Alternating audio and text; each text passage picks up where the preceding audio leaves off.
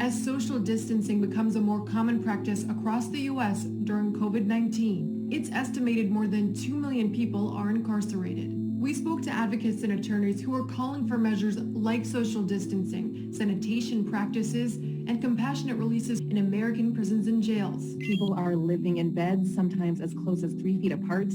Many prisons have limited access to hot water, soap, sanitizer, cleaning products. We filed an emergency civil rights lawsuit on behalf of thousands of people in the Cook County Jail. On April 13th, Cook County had 524 cases, according to data published by the New York Times. The virus is spreading like wildfire inside the Cook County Jail, and it's a ticking time bomb. Oxygen.com has reached out to the Cook County Sheriff's Office, but has not heard back. The vast majority of people in our jail system are there just because they're poor.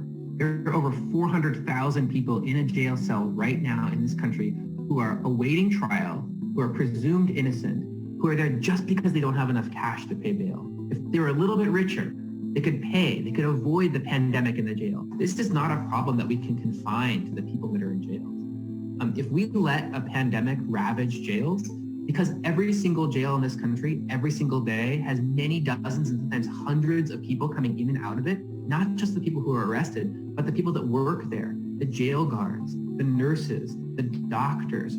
If we allow one site to become infected to the point where it's spreading like wildfire, that will then trigger another outbreak in the surrounding community. Jessica Jackson is the co-founder of Cut 50, an effort focused on cutting crime and incarceration in the United States. She's also the chief advocacy officer of the Reform Alliance. I've received hundreds and hundreds of emails and DMs and tweets talking about their concern for their loved ones who are inside of the prisons. We've seen videos coming outside of the prisons where people are talking about, being bunked up 3-4 people into a cell. It's terrifying. And it's terrifying that we have not seen a stronger reaction from our government officials.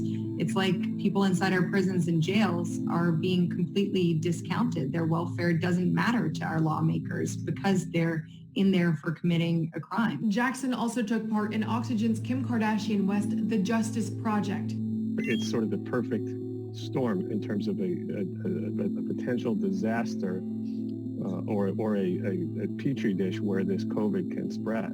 There are a number of groups of people who are being emphasized these release efforts. People with low-level offense, nonviolent offenders, people who are within months of the end of their sentence, who will be released anyway in a few months, people who are elderly, who have maybe served decades in prison, who pose no risk to the community, who belong in a nursing home, not in a correctional institution. Juveniles who have served decades in prison for crimes they committed when they were 14. Maybe now they're in their 30s, their 40s, they've grown up, they've matured. We have an aged prison population because many of these people have been in for 30 or 40 or more years.